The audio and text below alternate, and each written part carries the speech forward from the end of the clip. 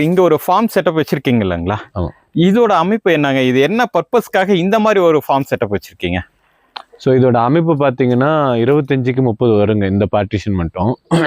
இது வந்து நம்ம முன்ன சொன்ன மாதிரி சில இது மட்டும் லைனேஜ் மட்டும் உடைச்சு எடுக்கணுங்கிறதுக்காக இந்த ஒவ்வொரு பார்ட்டிஷனை பொறுத்து வச்சுருக்குங்க. ஸோ இதில் பார்த்தீங்கன்னா நம்மளுக்கு வந்து செம்பபூதி ஒன்று இருக்கும். அவர் வந்து பார்த்தீங்கன்னா ஒரு 5 கிலோ உடம்பு சைஸு. அப்புறம் நம்ம லைனேஜில் 2-3 பொட்டை விட்டுருப்போங்க. ஸோ இதை உடச்சி இதுலேருந்து சிக்ஸ் கொடுக்கணுங்கிறது இந்த பார்ட்டிஷன். ஓகேங்க. இப்போ இந்த அமைப்பு வச்சிருக்கீங்க இல்லையா?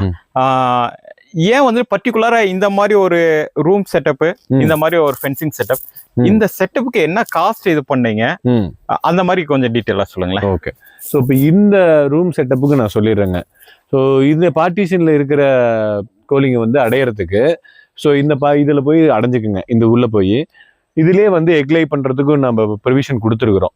எக்கு முட்டை போடுறதுக்கும் இங்கே வந்து ட்ரே இருக்குது, முட்டை போட்டுக்கும். அவை வைக்கிறதுக்கும் இங்கே வந்து ட்ரே இருக்குது, இதுலேயே அவை வச்சுப்போங்க. இது இங்கே முட்டை போடுறது இங்கே அடைப்படுத்துக்கும். ப்ளஸ் இந்த கதவு மாதிரி ஒன்று போட்டிருக்கேன் பார்த்தீங்களா? இது வந்து பார்த்தீங்கன்னா கோழி முட்டை போட்டு வந்துட்டாலும் நாம் வந்து எடுக்கிறதுக்கு கொஞ்சம் டைம் ஆகுங்க. இதில் எப்படி கொஞ்சம் உள்ளே போவீங்க அதை மட்டும் கொஞ்சம் ஓகேங்களா? ஓகே. ஸோ இதில் வந்து பார்த்தீங்கன்னா நம்ம போகிற மாதிரி தான் இப்படி உள்ளே போயிட்டு இங்கே வந்து எக்கு ஏதாவது இருக்கா அடைப்படுக்கிறது மற்றது எல்லாமே நம்ம செக் பண்ணிட்டு வந்துடலாங்க. ஓகே. ஸோ கோழிங்க வந்து இது உள்ள போய் பறந்து இப்படி உள்ள போய் பறந்து உட்கார அளவுக்கு இங்கே ஸ்பேஸ் கொடுத்துருக்குது. ஒரு காக்காயாலும் மற்ற ஒரு பறவைங்களாலே உள்ள போய் எக்கு முட்டை எடுத்துட்டு வர அளவுக்கு வர முடியாத அளவுக்கு இது பண்ணியிருக்குதுங்க. ஓகேங்க. ஓகே. இப்போ அடை வைக்கிறது எல்லாமே இந்த ரூம்ல வந்து எக்ல பண்ணுது அப்படின்னா அது அந்த விடையெல்லாமே இங்கே அடை வச்சிடுறீங்களா?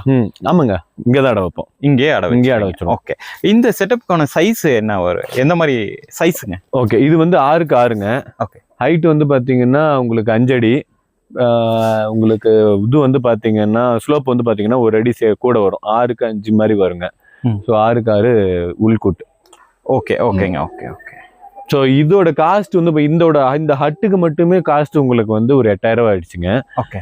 இந்த டோட்டலா ஒரு பார்ட்டிஷனுக்குன்னு நீங்க இதோட சேர்த்து பார்த்தீங்கன்னா உங்களுக்கு எப்படி ஒரு 20,000 to 25,000 வந்துருங்க. 25,000 வந்துடும். ஓகே.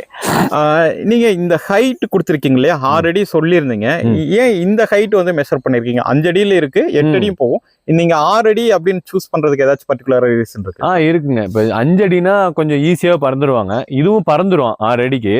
ஆனா 6 அடிங்கும் போது இன்னும் கொஞ்சம் பறக்கிறது கொஞ்சம் வெளியே போறது கொஞ்சம் வாய்ப்பு கம்மிங்க. 8 அடி ரொம்ப ஜாஸ்தி.